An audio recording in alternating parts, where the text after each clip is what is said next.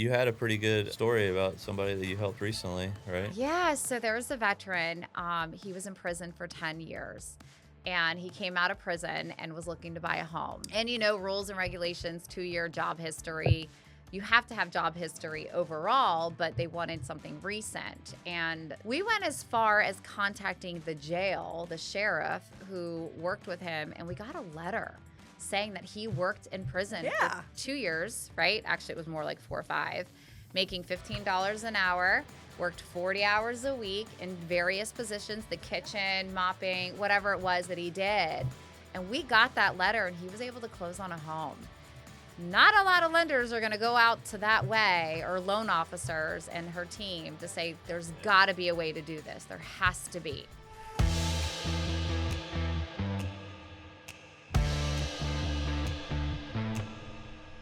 Welcome to the Studio 321 podcast, powered by Brightway, the Steve Trout Agency. We're sitting down with real estate pros, insurance nerds, mortgage masterminds, and local legends who are making moves on the Space Coast. Hosted by the best insurance crew in the 321.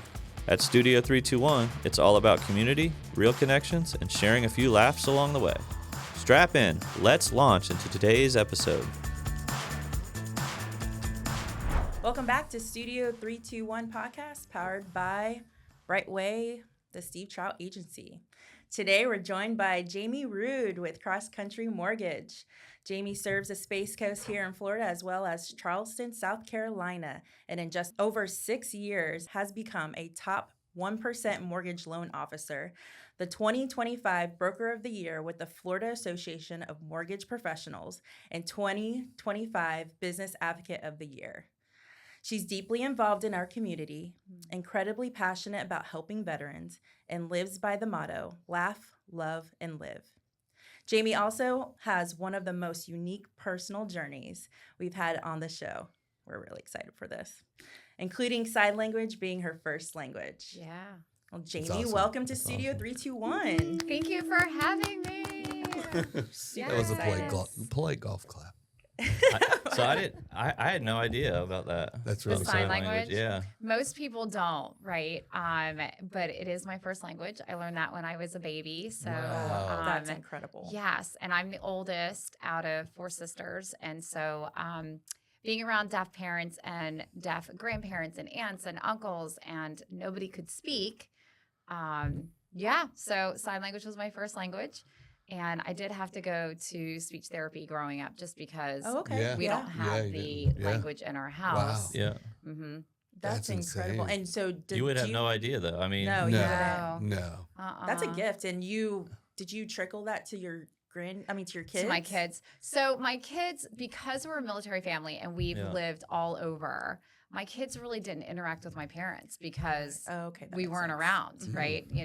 I think we started moving when Jackson was 6 months. So we would teach sign, like, the basic that most parents teach their kids, like more milk, cheese, thank you, please, all of those signs, which I would teach my child. But then, of course, if you're not constantly signing, like I grew up constantly signing, it was my language, right? It's just like Spanish or a different type of language that you have in your household. My children, they know a little bit. It's interesting. They write. So they write on a piece of paper. Or now with the technology, they text my dad and they're like, hey, grandpa, da-da-da-da, and thank God for technology. It definitely has blessings. Well, it has its blessings. Yeah. It does. Yeah. And I was my mom's, my mom's ears. And so every time we would go to the store, I'm interpreting for her. Or we would order Burger King. Like, I never forget. Like, I'm the one doing the orders. And, it's interesting. That was my life. Like, people would come over and they're like, oh my God, somebody would ring the doorbell and the lights are flashing like a disco. It's interesting. And I was fun. I'll tell you what, I did some things though growing up that people are like, you did that to your parents? I'm like, yeah, like my mom would be vacuuming and I'd unplug it and she'd still be going. And I'm like, people like, you do that? I'm like, yeah, I've done some stuff, jokes. Oh, messing with them? Yeah, messing with them a little bit. That's great. But my friends thought it was really cool. I bet. They did. People would stare at us though, like in stores. But I don't think it's out of it's definitely out of like curiosity. It is. Sure. It's very 100%. curious. So when you're little and you're signing to your mom in the line, people would stare. So and I'm impressive. like, but that's just my life. That's what I grew up with. Listen, I grew up, my mom, it was just me, my mom, my sister, and I, and my mom's fluent in Spanish. I don't know a lick of Spanish. And that's pretty sad. But like, so when I see a little child speaking Spanish or doing sign language, that impresses me so much. Yeah. And it's such a gift that, you can give that to your child. Mom, thanks for not giving that to me. But, they learn English like for us when they're young because that's their biggest, best ages. They're sponges. So learning learning Spanish is just like learning English, same thing. Yeah, I wouldn't say my English was the best growing up either. But it's kind of cool that like places we would go to, I would always see deaf people. Like everywhere I would be, I'd work at the bank. There was a deaf client that would come in. I would start signing, and they would just light up because it's not a language that most people know, right? But everybody's like, oh, sign. I would get asked like, hey, can your parents drive? Yes, they can drive. Just because they can't hear. Can they cook? Right. Yeah. Like, they compensate, but my mom's sense of smell is really high because she can't hear. And so, but it's interesting when you get the family together, like all the deaf people are just signing away and us children are all talking, and we had our own like table and they had their own table at holidays, and very interesting, but I'm blessed. I've got an amazing family, and it's something different for sure. That's really cool. Cool story. Yeah, that's awesome. That is a cool story. Yeah. So people who may not know you yet. Yeah. All right. So we're gonna. Who is Jaime Rhude today, both professionally and personally? Ooh, that's a good one. Gosh, Jaime Rhude. I'm just a girl who loves our community and who loves giving back and who loves doing mortgage. I'm passionate about what I do. We're a military family, and so I've lived the life of traveling to different places like Montana, right? We lived in Great Falls, Montana, a little town in Montana. Wow. And, learning to adapt and just volunteer and give back. I raised money for military families and just passionate about it because during that journey with my husband, I had to kind of take a step back in my career. I was working in the casino industry in Port Canaveral for about 10 years. I did sales and marketing. Wow.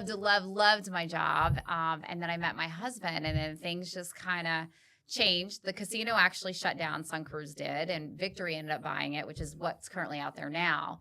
But then back then, it just kind of worked out to where I had this whirlwind with my husband. And then it was like, okay, we meet, we get engaged, he deploys, I get married. It was such a whirlwind that I was like, oh my God. And then when he got back, we got orders. And I'm like, oh, I grew up in Brevard. That's all I really knew besides Jersey, where I'm originally from. Yeah.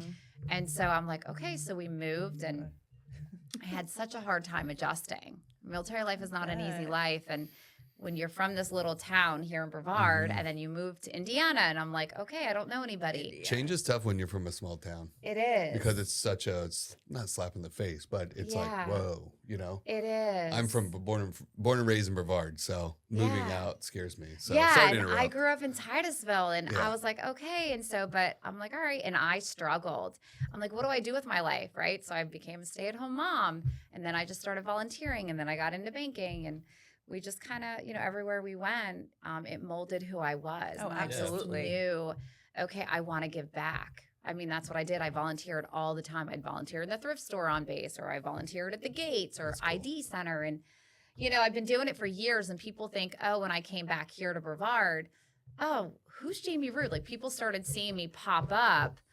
But it wasn't just in mortgage capacity. It was in our community and doing things and giving back. And it's like, who are you? People go, they're like, I know your name. Like, who are you? And then I explain, just a military spouse who's from Brevard. I'm coming back, and I do mortgage, and I love it. You are everywhere, girl. I am.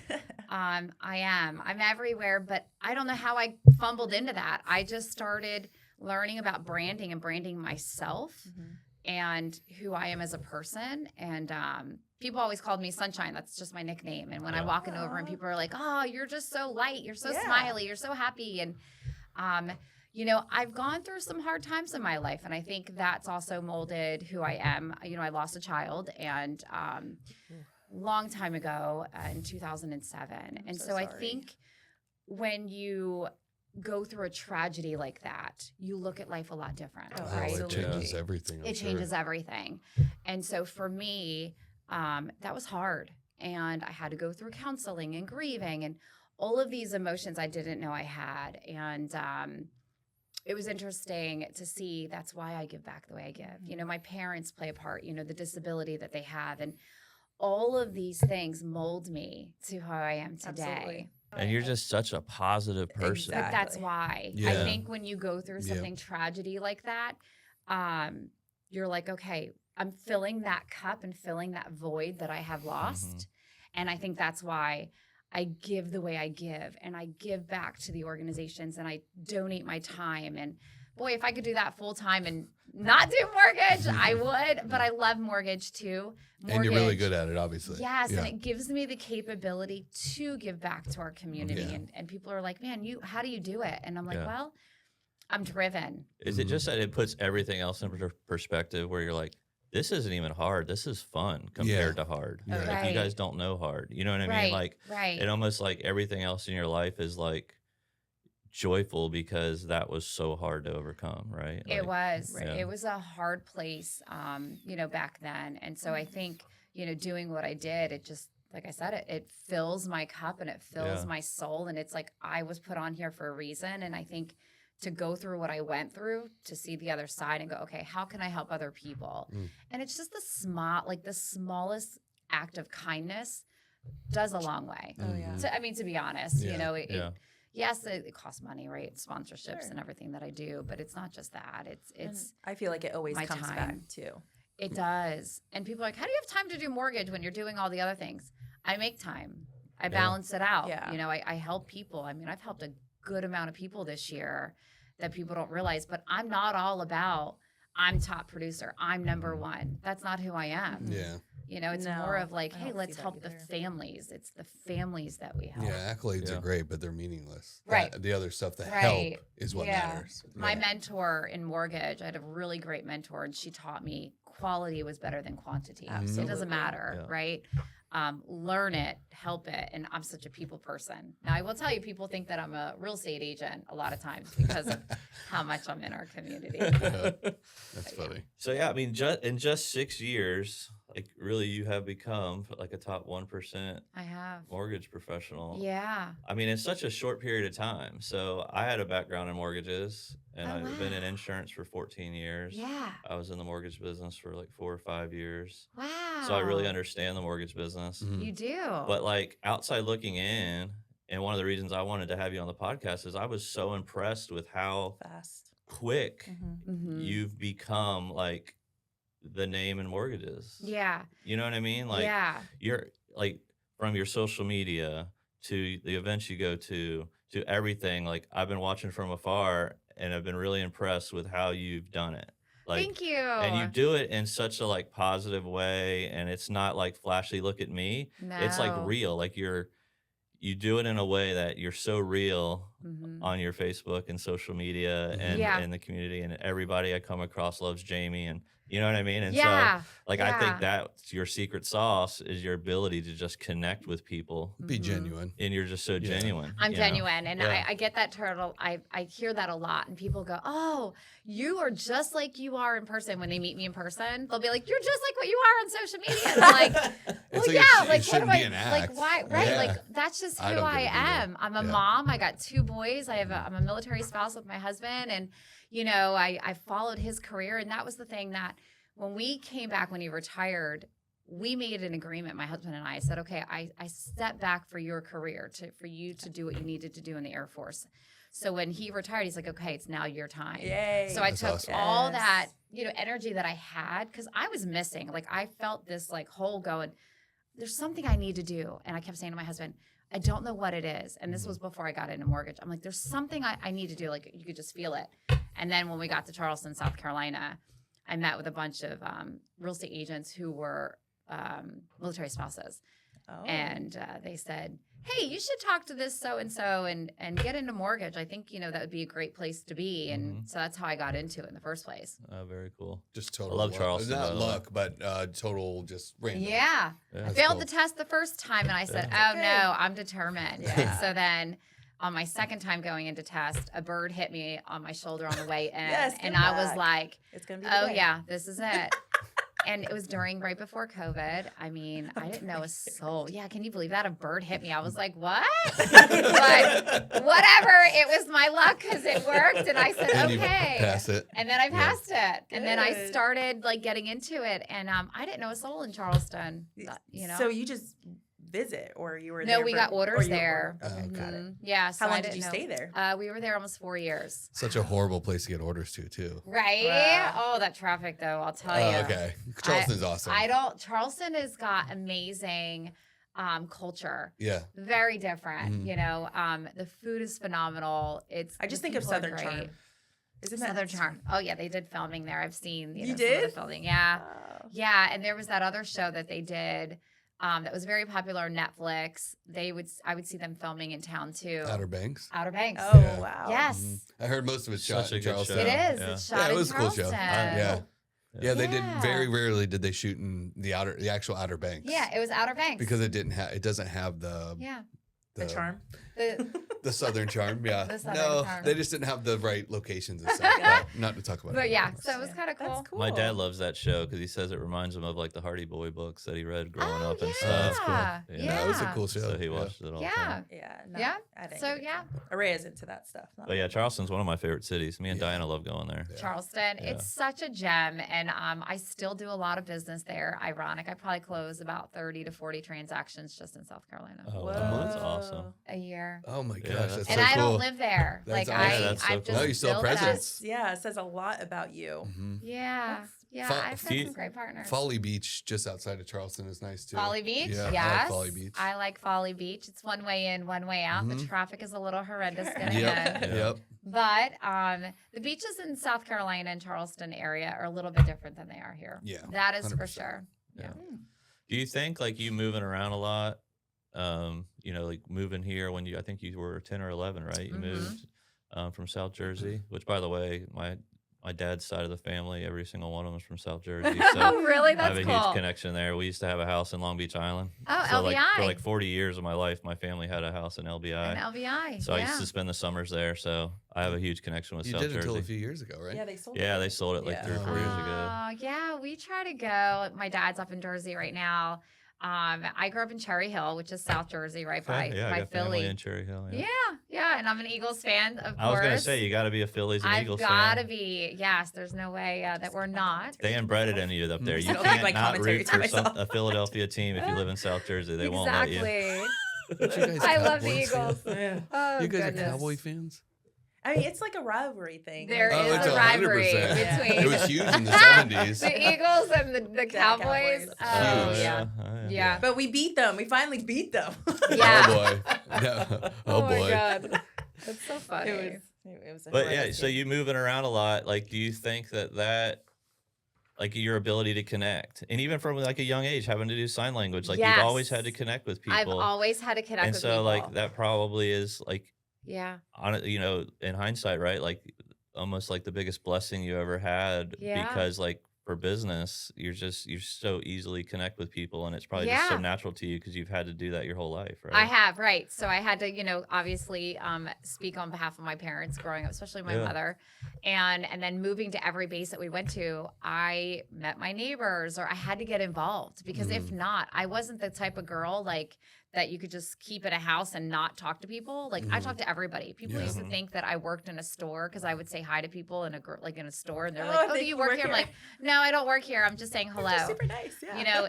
When I work, I know. It's all. I think it's respectful too. Yeah. It is like open the door, say thank you, hi, oh, I love your shirt, or I try to be very like. For other women and just be like, oh, your hair looks great today. I don't know who they are. I just say, hey, you look wonderful. And they smile and they're like, thank you. And it's helpful. It can be infectious too. Yeah, it's very helpful. It is, yeah. And I think the casino industry was my favorite job ever, right? I worked on a casino boat. I did sales and marketing. I loved getting on the buses with 60 old people on it. And I'm like, welcome to Sun Cruise. You know, when I do my spiel and they would all clap. Yeah, they're excited. You get exciting. And so I have no problem like talking to people and just making conversations and saying hello. And I love that job. That was fun. Anything that was fun to get me out there. Was my favorite. So yeah, Sarah's aunt works at Victory. She's been there for like 20 years. Yeah. Oh, really? Wow, why am I drawing a blank? Aunt Shirley Buchanan. I think I may know who that is. Yeah, she's been there a long time. But she was with Victory, not Sun Cruise. I was with Sun Cruise. Yep. And back then, like, it's funny, some of the real tours, because I always botch that name all the time, and they always correct me. They, some of the ones that were cocktail servers on the casino boats that now do real estate. So it's interesting that I've known some of them from a long time ago. But yeah, that was my fun, like my best job besides mortgage. I love that too. Did you ever get like sick? What, seasick? Yeah. Oh, yeah, girl. Oh, yeah. Man, I'd be out there and it's 10-foot seas and it looked like World War III was on the bottom of the boat.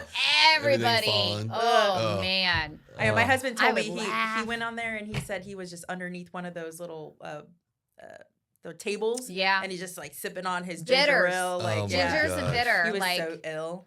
Yeah. I remember being on the boat and losing like, you know, I brought just a certain amount of money and I lost my money like in the first hour, and then you're on the boat just kind of stuck for 4 hours. Rough seas, and I was just like, oh my God, this is terrible. Yeah. But people did, like I knew back then, like some real estate agents, they blew their commissions on the casino boat. Like, that's crazy. There's some pretty big, well-known back then, like 25 years ago, real estate agents back then that would just blow their money on the boats. Old people with their disability, their Social Security, they'd go on the boat in the beginning of the month. No. I've seen it all, like being part of that industry for a long time. But that's a whole different ball game because I've seen, we were like, that company was in the mafia. Somebody got murdered in Miami. Like Sun Cruise Casino. Sun Cruise was not good. It had Casino Jack, which is a movie that was played. It was pretty interesting, the stories that I could tell you on that boat. That's pretty interesting. Yeah. We'll have to get dinner. Yeah, we'll get you back in here for some old-time Brevard stories. Yeah, exactly. I'm sure there's but anyway, being a military family has really shaped me to who I am today. Awesome. Which is why I'm so passionate about our veterans and why I give back to so many, families. So yeah, so you had a pretty good story about somebody that you helped recently, right? I did, yes. Oh, yeah, okay. Yeah, so there was a veteran. He was in prison for 10 years, and he came out of prison and was looking to buy a home. And, rules and regulations, 2-year job history. You have to have job history overall, but they wanted something recent. And the lender was like, okay, well, we need something. He's been in jail for 10 years. I didn't ask him why he went to prison. I didn't care. Let's try to get this veteran, right? Let's see what we can do. We went as far as contacting the jail, the sheriff who worked with him, and we got a letter saying that he worked in prison for 2 years, right? Actually, it was more like 4 or 5, making $15 an hour, worked 40 hours a week in various positions, the kitchen, mopping, whatever it was that he did. And we got that letter, and he was able to close on a home. Not a lot of lenders are going to go out to that way, or loan officers and her team to say incredible. There's got to be a way to do this. There has to be. Was that recent or a while ago? That was recent. That's awesome. Mm-hmm. That's a good. Awesome. That was this year. Not to plug a lender, but whatever lender that is, it's really awesome that they did that for him. I'll tell you, I was fighting and saying there has to be something, and so I said to my team, I said we've got to figure it out. So he got us some contacts at the jail. And we reached out. They wrote a letter on his behalf saying, hey, just saying like the saying that yes, he did work in the prison. They signed it. Not all people would do that, but because of him, they said he was a great prisoner, and that they were willing to do that letter for him to buy a house, and we were able to do the VA loan for him. It's big time. That's amazing. I think that's that's so important. Like, and to be in this like industry is like. There's not that many people that will go over and beyond, but I really do admire the ones that literally like help the ones that are struggling or just like constantly get the no's and I'm just like I don't want you to I really like you like I want you to win and just get to the next level of life again. And I mean that's the thing, like us as loan officers, we don't want to deny the loan, right? Like we want to help. Sometimes we can't. There's times where I've fought and I'm like, I just can't do it, right? But I will try my hardest. Right. And some people go, oh, it's only an $80,000 loan. I don't care. At the end of the day, it gets that buyer into the home. Exactly. I'm not the $1 million house. If you're an $80,000 manufactured home, let's go. Like, it's not about that. It's about let's get you into a house and how can we get there? If I can't get you in there now, let's work to get you into that home in a year from now. But you got to work with me. You got to put that elbow grease in it. Yeah. If you're a buyer and you're like, you're getting denials from different lenders. Well, there's a reason why. And some people go, I just got denied. I don't understand why. Okay. I'm going to be the one that says, hey, here's where it is. Your debt to income ratio is too high. You've got this credit. You've got this delinquency. You haven't made your payment in 90 days.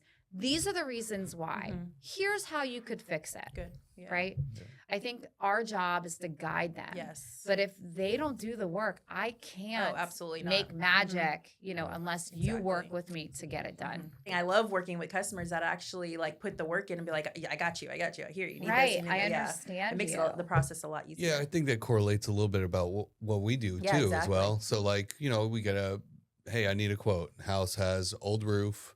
Let's say a bad electrical panel, corrosion on plumbing, whatever. Say, hey, here's a quote. We can only do it if this stuff is done. Right. And either they're going to do it or they don't. If they don't, then not a whole lot nobody will write it because of pre-existing damage. But same thing. Yeah. Work with us or work with the insurance carrier, do this, and then you'll get insurance, you close in the house, blah, blah, blah. Same deal.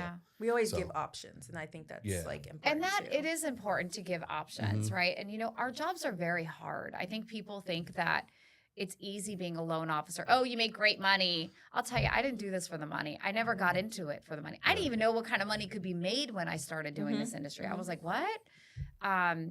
But I'll tell you, it's not easy. Like when you have to tell somebody, I'm sorry, you don't qualify right now. And you like crush their dreams because they just went and looked at a house that they probably shouldn't have went and looked at beforehand, which, I tell people, don't show houses until you got a pre-approval. Exactly. And I don't do pre-quals. I do pre-approvals. I'm going to look at your income. I'm going to look at your whole credit profile, your financials to make sure you qualify because there ain't nothing more crushing than you going to look at this house and you can't even afford it. Right. Yeah, I mean, who you work with matters. It does. There's no doubt about it. I mean, it's it absolutely matters. I mean, a mortgage person really is the glue that keeps the whole transaction together. Yeah. Right. You know what I mean? Because you guys are really like bringing it all together. Right. But it even takes like a team. You're bringing in, the insurance piece comes into the mortgage. You got the realtors connecting with the mortgage. Everything kind of title, home inspectors, everything, appraisers, surveyor. All of it. Right. It takes a village to make it happen, and people think it's so easy. Right? To think about everybody and then transaction. Yeah. It's just there's a lot involved. There is a lot, and it's interesting because it's funny because sometimes some people will blame the other person. It's like, well, no, we all work together to make it happen because you can't buy a house without it, right? Yeah, like you mentioned. I mean, I'm like I know what's gonna suffice with the carrier, so I'm going out of my way, reaching out to the inspector, getting them on the phone, and be like, hey, this is what I need. Like, what's gonna take it to look like that? And that's what, and I think that's so important. Like, I understand. The customer might not understand. I can explain to them later about it. But this is like to get faster to the finish line, I need to get to the source. And this is the problem. And I'm going to fix it with that person directly. Right. And then there's times on the mortgage side where like, hey, the policy is way too high. Like we need it just a little bit lower so that we can get them to qualify.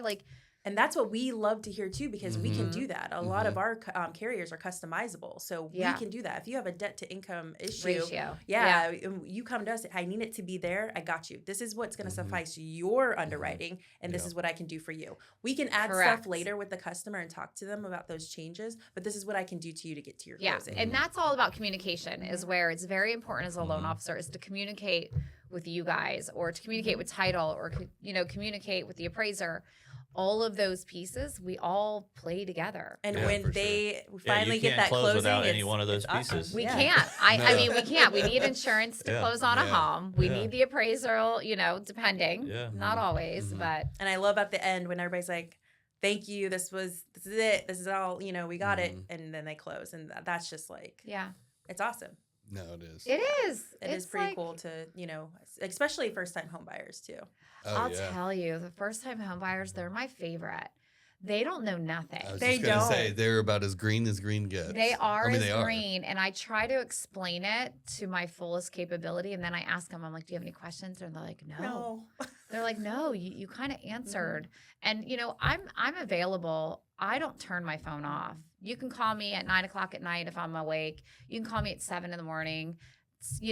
I try to be available evenings, weekends, holidays. I mean, I spoke to people on Thanksgiving. It's just who I am in nature. Not everybody's like that, but for me personally, I know we have a texting system too. And I just text me on the weekend. I have no boundaries and they giggle and laugh because it's just, it's something you just want to be helpful because it could be something as serious as a claim that they just don't know what to do. Right. You know, so it's just I like to look at my text messages out, even when on the weekend, just because it's an easier way to communicate too. Yeah.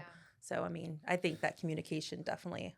On the way into the office this morning, I was listening to a podcast, and it was like a business podcast, and it was just they were interviewing some guy that, has just been working his butt off and, to try to make it in his industry.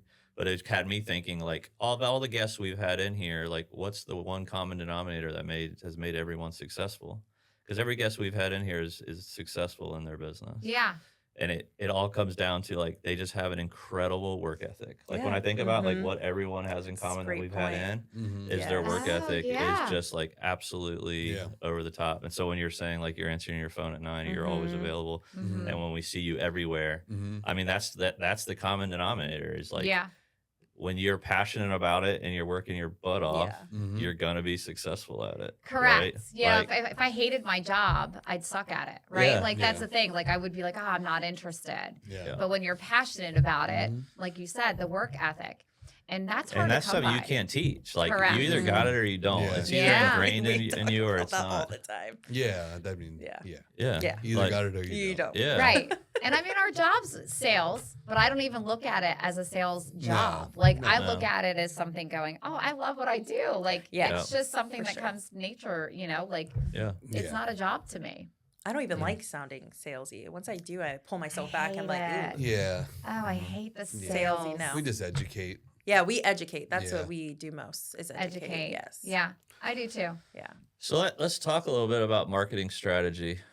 Oh, so let's act like we're talking to somebody who's just getting into the business and what would you say to somebody that's green getting into the mortgage business where they should really be focusing their time and kind of structuring their day? It's a great question. For me personally, I'm not a cold caller. Yeah. I don't like it. I don't like I don't. I want to build that relationship. I want to meet you. Organically, yes. Organic. So I'm going to networking events, getting involved with your associations, like the Association of Realtors, right? Yeah.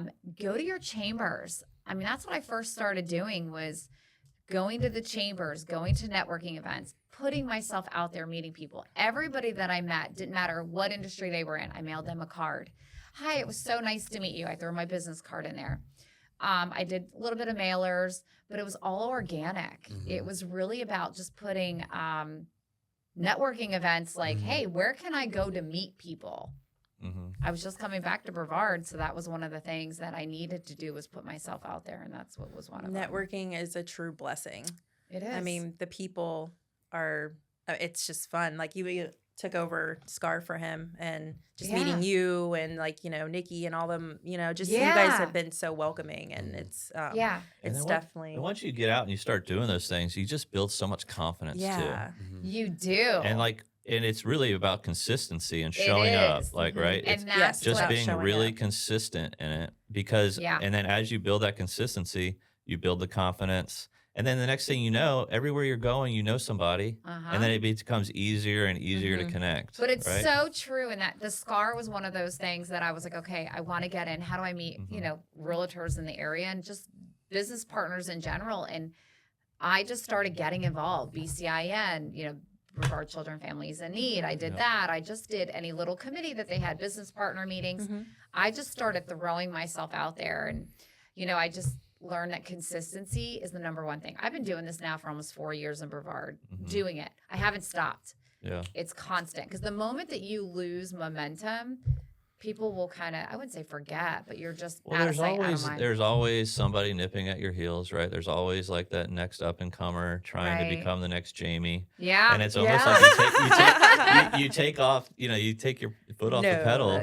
You know what I mean? And then all of a sudden you got somebody zooming by you and you're like, hey, I got to keep going here. Exactly. Well, we've had this conversation. Remember I told you, I was like, this is like my, like next year, like I really want to get more involved. And I was really inspired by, all your efforts and, seeing you everywhere. I'm like, how does she do that? People ask me all the time. I say, well, time blocking. I just get involved. I see something that I'm interested in or an event that I want to go to. I go.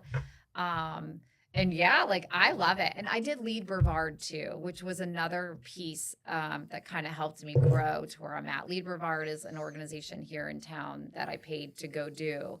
And you're with some pretty amazing people that are in our community as well, from different banks to Kennedy Space Center. NASA. It's like a networking group where there's like one of each thing, or no, it's an organization that teaches it. Just you learn about the community, you learn about Brevard County like inside and out, and then you're in rooms with others who want the same goals and visions as you do. Yes, that's awesome. Important too. Surround yourself with people like that. Yep. And so I just said, okay, I don't know anybody, so I did it, and I met some amazing people that I'm still friends with today. And I did that best class ever in 2023.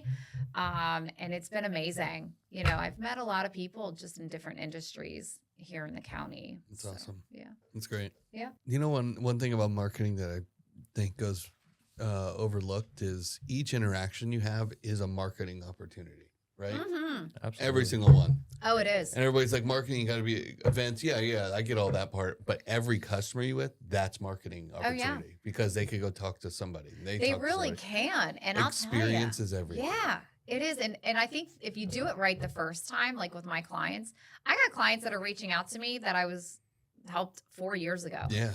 I'm still like in their mind. I still mail Christmas cards, Veteran Day cards. Like I'm constantly touch points, which I think a lot of people miss. They don't do that, right? They're like grinding it where they don't touch back with their clients, and I do. Yeah. I think too, like with the marketing piece, especially like in-person marketing, a lot of people get discouraged really quickly because like, especially like in our business, if like, say we'll have a new salesperson and they go out and they do like an event somewhere or something, but that doesn't turn into an actual lead. Right. They think it was a waste of time. But it's not. But it's like you're building this foundation and all of a sudden the bricks are stacking up and before you know it, you got a dang house and you know what I mean? And so it's like like Jay said, every interaction does matter, even if it maybe doesn't turn into a deal right then. You're building the foundation for the future. And the next thing you know, you go to that event, you see that same person, you're connecting with that person, and then they're introducing you to the next person. And then all of a sudden, everybody knows Jay. Yeah. But it does, I mean, it does work. And it's so true. And for me, it's like, I put the bus stops. First, I did the billboard on 95. That was my big one. And the only reason I did that last year. And how I even got that was that I saw it at an auction for an event that I was at. And I was like, billboard, huh? So then I said, I was in the casino industry. I used to put billboards on 95 and 528. So I said, I'm going to get a billboard. So I did. I put my face right on 95 down in Palm Bay, and people were like seeing it. That was the first. And nobody's probably going, I'm going to call it right now. But they didn't. But they see you out and they're like, I saw that's your billboard. I've seen this Jaime Rhude. I've seen this name. Rhude. It was my billboard on 95. That's and I said, okay. And it was up there for a good 6 to 8 months. It wasn't just like a few months. And then. What's the cost? I know. I was just about to ask that. A couple $1,000s a month. Oh. Okay. Month. Yes, a month. Good for you. That's good to know. And then it went to the buses. And then I got on the back of the buses. Then I started doing bus stops. And then I have a sign in the avenues. And it just, when you have those touch points. I saw the one in the avenues. The avenues, yeah.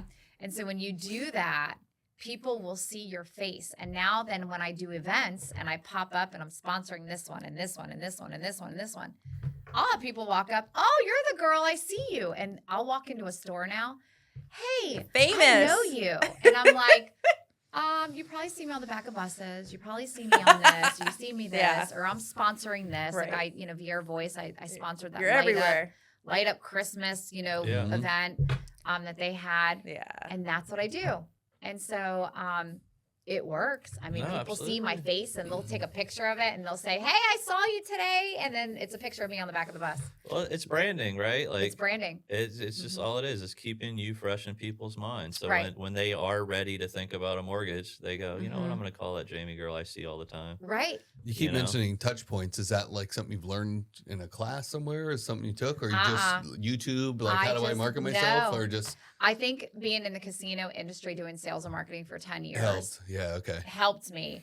And I think just learning how to brand myself, just kind of like McDonald's or, whatever it may be, just branding who I am as a person. I didn't brand, and I branded, previous companies like Future Home Loans. Like I branded them a lot, but people just knew who I was. Yeah. That's important. And it's, who I am as a person. I mean, I have my own burger at Ford's Garage with my name on a menu. Right, I saw that. Wait, what? Yes. How the hell did you get that? Because of everything that I do in our community and what I do and giving Are they back. veteran owned? Who? The burger place at Ford's Ford's. Garage? Yeah. I don't think so. What's on your burger? Like if On we the go black there, and can we get the blue Jamie burger? burger? You can. That's You're right on awesome. the menu, and you can say, "Hey, I want the Jamie I'm on the Rhude? Burger Wall of Fame." All right, we're gonna have to do that. We'll go there. We'll get the Jamie burger I and mean, post it as how part of cool is it to have That your own is burger? cool. Did they approach you, or you're like, "Hey guys, I want my own burger"? Here. Actually, No. so I got nominated. A very a nice friend of mine nominated me. She said, "Hey, I did something really cool for you," and I was like, "Huh." I didn't know what it was. Mhm. And then when the GM of Ford's Garage called me, he said, "Just so you know, would you like to be on our menu?" And I was like, yeah. Like, touch point. how cool is that to get your own burger at Ford's Garage? And we just had our December 4th, just recent. We had our party, our VIP party, and I'm in there with Sheriff Ivy. I'm in there with the guy that owns the Muscle Car Museum, Duda Sons, family. Zonta Club. I knew a lot of the people that were also on the burger list, like our Tara from Family Promise, which I'm on the board with them for 2026. I'll be on one of the board of directors. And machine. Yeah, congrats. Absolute machine. Yeah. And so isn't at that, the end of the night, cool? do you go like that? Be like, I just can't believe I did all that. No, she's like, I'm ready for tomorrow. I know. But I'm ready for tomorrow. Do you ever have those You're better moments? than I am. And I work out every day. I get up very early. Like I what, work 4? out. I It go just walking. goes back to like success and hard work. They just go hand in hand. Like, I'm if you're tired not- listening to it. Most people are. They're like, I'm just what is your exhausted. day? And there are times where exhausted. I'll post, okay, I'm at this event. I'm at this event. I'm at this event. I'm at this event. And then I'm this. And my husband, like today, he goes, or he said to me yesterday, he goes, is there a day that you just don't do anything? And I was like, no. I think I got ADHD where I'm like, I got to be here and I get here, you know? That's awesome. But I love it. Like, Yeah. I'm always smiling. You're born for it. For I sure. said tired listening to it. Tired while like I'm exhausted. Because you're doing so much running. I'm like, dang, I'm tired, man. Yeah. That's what I love meant. it. I think it's incredible. I think it's so much fun. That's great. That's awesome. You It's know, very like admirable. the kids and like I do all sorts, trunk or treats. You know, I did that Run Santa here in I saw that. Here. That was really cool too. Wow. And my poor husband, I drag him everywhere. He's such a trooper. I'm like, honey, I got to go set this up at 6:30 this morning, and he's like, okay. But he's so good. Hey, he compromised. It's called balance. And my kids, they're like, Mom, what do you do for a living? You know, because they'll see. At first, they thought I was a realtor. They said, Mom, do you do real estate? I said, no, I do mortgage. They're like, mortgage? And then my son, Mom, I want to do what you do. I'm like, oh, I'm sure you do, you know? Yeah, you will have, if you have more than one kid, they'll definitely, there's one that's going to be just like you, for sure. Oh, yeah, I'm hoping he can kind of So you have 2 sons? I have 2 boys. And how old are they? 16 and 12. They both share the same birthday. Is the 12-year-old one that wants to... No, the 16-year-old. Oh, okay. Yeah, I don't really foresee him going to college. He, you know, he's wanting to be like HVAC or some kind of trade. Okay, yeah, school. we need trades workers. We do. Yeah. We need trades workers. He will make a dang fortune. Yeah. Especially with Mom helping him brand. Oh, he will make and that's a the dang other thing. I fortune. start thinking now, like, okay, I do mortgage. What can I brand next that I could do? Like, I'm already. My husband's like, you have enough on your plate, and I'm like, no, I have a drive to like. Yeah, what could I do? Organize all that. Why not? Yeah. Why not? Like, what else can I brand that I can? Your 16-year-old. So, yeah, I could brand him. No, I'm just trades work is much needed. No, now. definitely. And he should not feel bad about not wanting to go to college. It's actually like Yeah. becoming more and more of a trend. I mean, Yeah. you can almost prove that like for certain things. Like if you know what you want to do, you don't really need college. You know? No. And, honestly, like I went to hair school, so I have a hair license. People don't realize that. Like I have cosmetology because being a military spouse, I stayed at home. So I'm like, well, I'm going to go to school. So I went to school. I got an associate's degree. I have a bachelor's degree. And then I was going to go for my master's. And I thought, no, I'm not going to do that. It costs so much money. And I'm like, yeah. And I don't even do any of those things that I went to school for. Huh. Mm-hmm. No, I mean, do anything with hair yet? I love doing hair. I worked in a nursing home doing hair for people. That tells you what kind of person I am.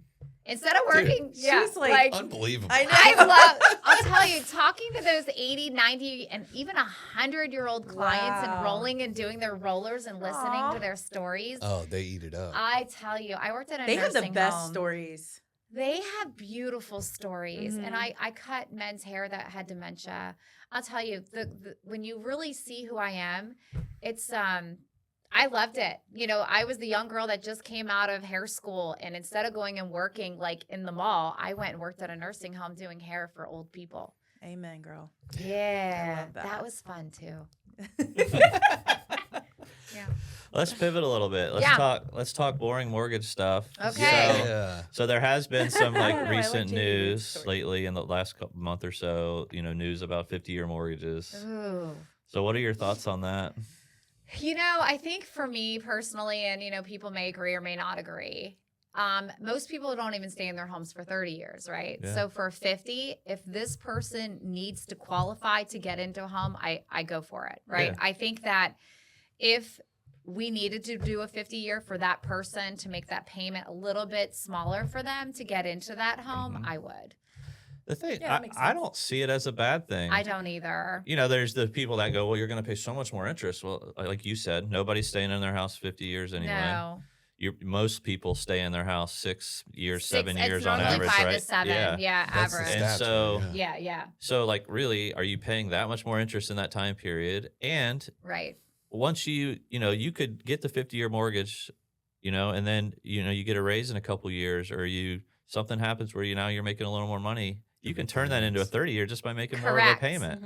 Like you're not stuck there, right? And so that's what I tell people. Yeah, you're not stuck. Yeah. You know what I mean? But some people were like, no, I would never do a 50-year. Me, I'm kind of like, well, it depends on the person. Yeah. You might want to do a 50-year mortgage if it gets them into a home. Why not? The payment's going to be less. Yeah, and there's an affordability issue, right? And so I look at it as 50-year mortgage is going to help us make it a little more affordable for if people. it's given options I to agree. people. Oh, exactly. I mean, an extra option. ultimately buying a house is up to the person buying it, right? Yeah. You have to surround yourself with a team when you're buying a house that's going to advise you correctly. Right. Now, if you just willy-nilly and say, yep, I'm staying here 50 years, well, yeah, maybe it's not the best thing, but somebody's got to coach them on that. Correct. Yeah. Right. You got to run the numbers and say, hey, here's what it looks like. But you can always refinance, right?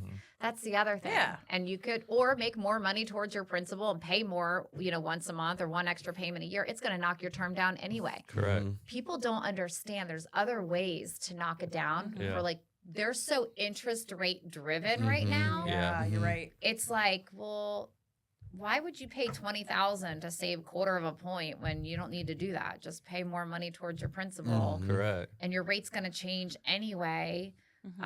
It's interesting. Yeah, I mean, that was a 4-second answer that could answer a lot of questions, like that. Yeah.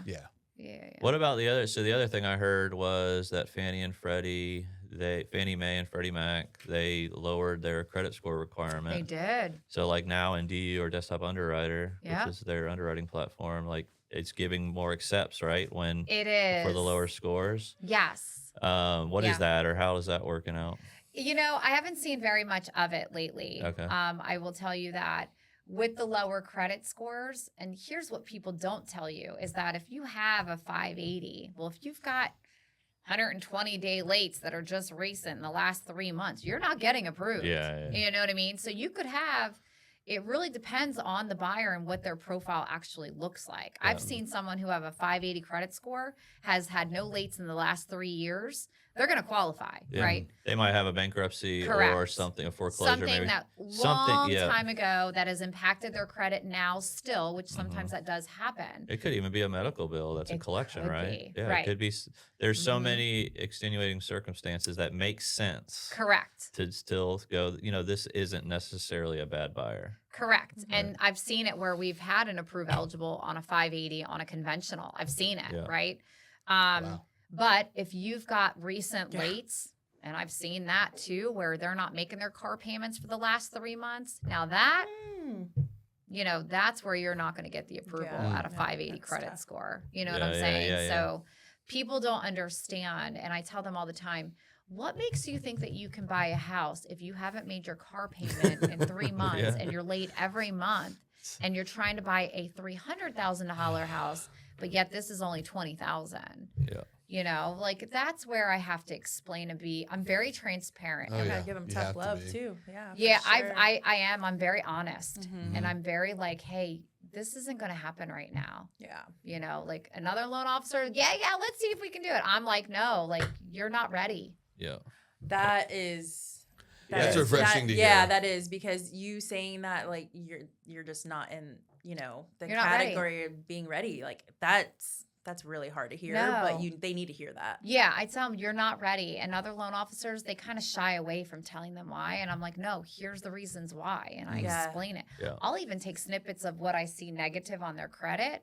Oh, good. Here you go. And this is what I'm talking about. Some people don't even know that they have negative stuff on their credit. Some people don't even know what their scores are. Yeah. Wow. Oh, yeah. You'd be amazed. Do you know what it takes to buy a home? Do you ever get kickback whenever you are honest with somebody? I don't know if they kickback. Somebody that gets hostile, maybe? As a matter of fact, no, I don't. And it's because I'm very transparent. Right. And I tell them, I may hurt, not that I hurt their feelings, but I may crush your dreams right now. Sure. But I'm very transparent, and I tell them I'm transparent. This is what's going on. I'm very honest, right? Because I could be the easily loan officer and say, hey, I want that deal. I want that money. I want that. That's not who I am. No. I'm just kind of not right now. You're not ready. Your debt to income ratio, you're going to be broke. You can see it because I see their finances. Oh. Wow. And nowadays, before I learned it was the student loan debt or the house, right? You go to college, you get these degrees. Your student loan's $80,000, right? You can't buy the house. You can't afford it because I had to hit them for a mortgage, a payment. Now I'm seeing auto loans. Do you want the car or you want the house? Because car payments are so high right now. Oh gosh, yeah, $1,200 plus. $800. Car payments used to be $200-$300. I know. Yeah. Not now. They're $500, minimum. $600, $700, $800, $1,000.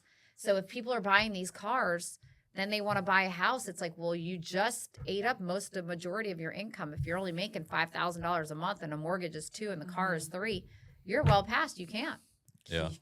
That's crazy. Debt to income ratios is what clients don't understand. Yeah. I can afford it. I can afford it. Not on paper, you don't. Not on paper. Yeah. Not on paper. And I have to explain, your income is $5,000 a month. This mortgage that you want for $350 is $2,500. That's half your income right there.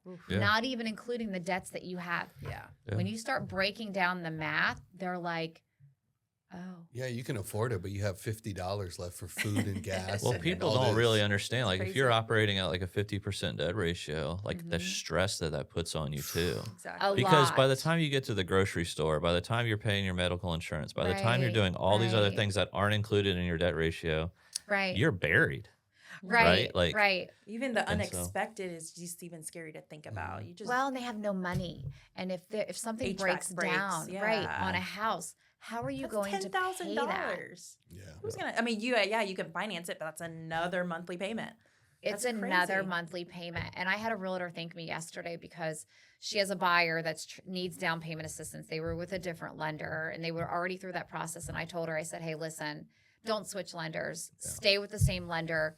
Get it done. They're already this way into the process. And the realtor goes, thank you so much for being honest with me and not trying to take the deal. I said, no, that's just not who I am. Marketing. We've had, there's lenders that are like that too. Listen, you're already almost to the finish line, but this is what I see that they might not are seeing. And then they help them out. Yeah. Yeah. And I say, hey, I saw the profile. I said, look, they did the application. I think they need to stay where they're at. Mm-hmm. Same thing with interest rates. If I see a borrower gets a better rate somewhere else, I'm telling them, hey, take that deal and run.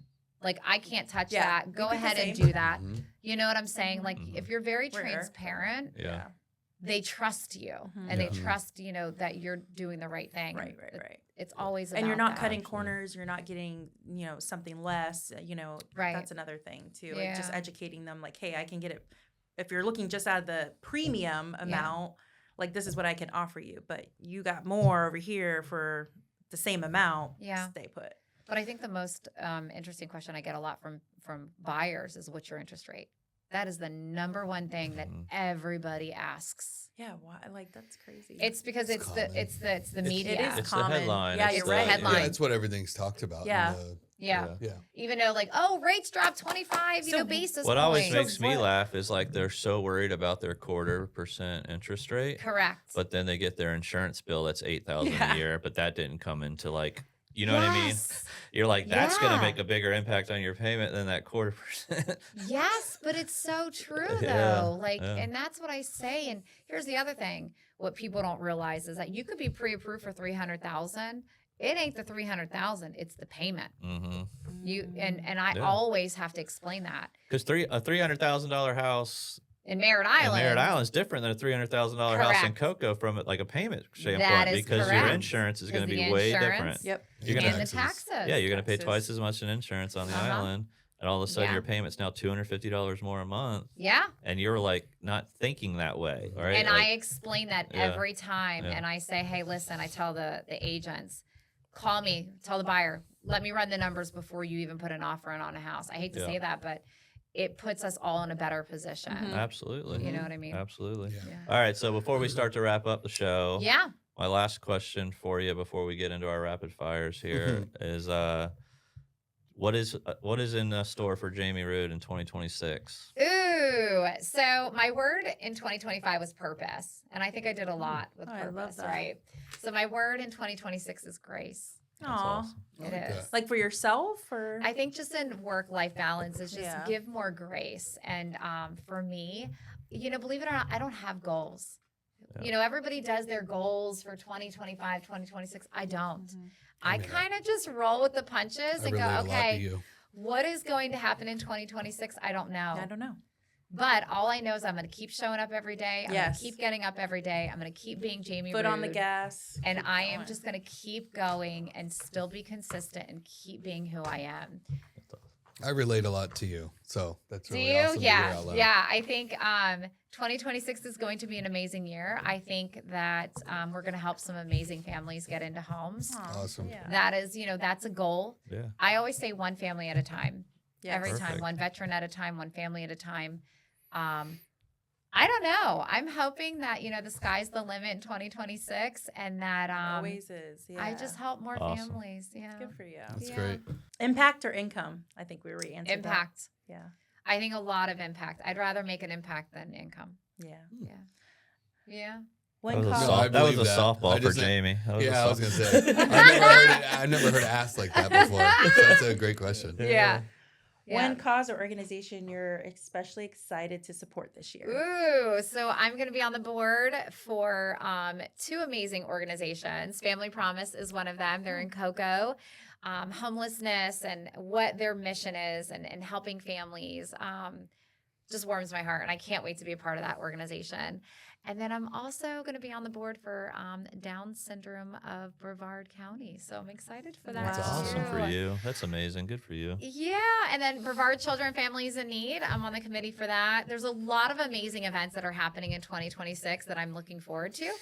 And that's going to be raising money for different organizations in this county. Well, you know, we if you need support, anything, let us know. Yes. If you need anything, we'll help any way we can. Of course. Thank you. Absolutely. No, Jamie, this has been amazing. Thank you so much for joining us today. Thank you. Thank you for having me. I think people can learn a lot from you and how you carry yourself and how you run your business. And honestly, you're an amazing person, and we're just happy to call you a friend. Yeah, thank you so much. Spending some time with us. Thank you. Awesome. And I'll tell you, I've told other loan officers in this county that I'm here to help support them too. So I love that. Yeah, but thank you for having me. I'm so excited. You guys are amazing. Awesome. Do you want to plug anything for socials to get your name out there even more? Oh gosh. What's the best way to contact you? What's the best way for somebody to get a hold of you? Yeah. Gosh, they can look me up on social media, Jaime Rhude with CrossCountry Mortgage. I've got my website, JamieRhude.com, and yeah, they could just Google me and I'm gonna pop up. There you go. Awesome. There you go. Perfect. Thank you so much, Jamie. Yeah, thanks for your time. Yeah, you're amazing. Let's get out of here. That's a wrap for this episode of the Studio 321 podcast, powered by Brightway, the Steve Trout Agency. We can't thank you enough for being part of our journey. If you enjoyed this episode, be sure to subscribe, leave us a review, and share it with a friend. Until next time, 3, 2, 1, we're out.